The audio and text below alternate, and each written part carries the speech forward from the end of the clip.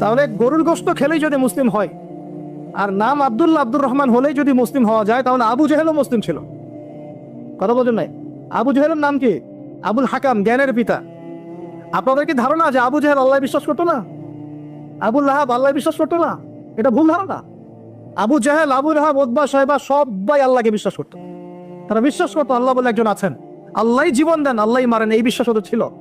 তারা কি মানতো না? আল্লাহ পাকের বিধান মেনে চলতে হবে, এটা মানতে না। বিধান মানার ক্ষেত্রে মন গড়া বিধান মানতো, এর নাম ছিল অমুসলিম, কুফার। ওরা কিসের বিরোধিতা করেছিল?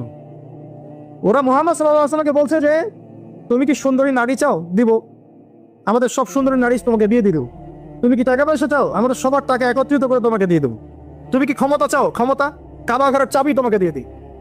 এই অফার কি লোভনীয় না? আর নবী সাল্লাল্লাহু আলাইহি ওয়াসাল্লাম বলছেন যে আমি আপনাদেরকে আরেকটা প্রস্তাব দেই, এটা যদি মেনে চলেন তাহলে আপনারা আরব আজম উভয়ের রাজত্ব পাবেন, নেতৃত্ব পাবেন। তারা বলছে কি সেটা বলো? তখন তিনি বলছেন কুলু লা ইলাহা ইল্লাল্লাহ তুফলিহুন। আপনারা খালি বলেন যে লা ইলাহা ইল্লাল্লাহ, আল্লাহ ছাড়া কোনো ইলাহ নাই, মানে আল্লাহ ছাড়া কোনো বিধানই নাই, আল্লাহ ছাড়া কোনো উপাস্য নাই, মানে জীবনের প্রতিটা ক্ষেত্রে আল্লাহ আল্লাহ ইলাহ, তাহলে সফল হয়ে যাবে। তারা এখানে মানতে চাইলো না কেন? কেন মানলে না? আল্লাহ বিশ্বাস করার পরেও কেন মানলে না? আমি দলিল দিয়ে কথা বলছি, শোনেন। আবু জাহেল যখন বদরের যুদ্ধ করতে যাচ্ছে, বদরের যুদ্ধ করতে কার বিরুদ্ধে গিয়েছে? মুহাম্মদ সাল্লাল্লাহু আলাইহি ওয়াসাল্লাম বিরুদ্ধে না। বদরের যুদ্ধ করার আগে আবু জাহেল গিয়েছে কাবা ঘরে। কোথায়? কাবা ঘরে। কাবা ঘরে গিয়ে বলেছিল, দোয়া করেছিল, আল্লাহুম্মা হে আল্লাহ, ইন কুনতা তা'লাম, আপনি যদি জানেন, আন্না মুহাম্মাদান আলাল হক, মুহাম্মদ সত্যের উপরে আছে, ফানসুরহু, তাহলে তাকেই সাহায্য করেন। ওয়া ইন কুনতা তা'লাম, আর আপনি যদি জানেন যে নাহনু আলাল হক, নাহনুল কুরাইশ আলাল হক, আমরা কুরাইশ হকের উপর আছি, ফানসুরনা, আমাদেরকে সাহায্য করেন।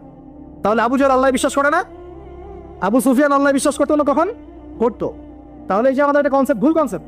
তারা আল্লাহকে বিশ্বাস করতো, করার পরেও এই যে 5টা বড় বড় জাহিলিয়াত, এই জাহিলিয়াতে ছিল, যে জাহিলিয়াতে এখন পুরো বিশ্বের মানুষই আছে।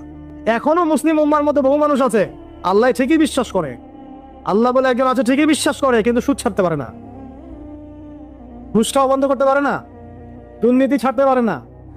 বহু মানুষ আছে দেখবেন যে বলে যে আমরা তো মুসলিম, তোমরা কি একাই মুসলিম? আমরাও তো মুসলিম। কিন্তু যখন বলবেন যে আল্লাহ পাকের দিনটা প্রসার হোক, প্রতিষ্ঠা লাভ করে, দেখবেন গায়ে চুলকানি শুরু হয়ে গেছে।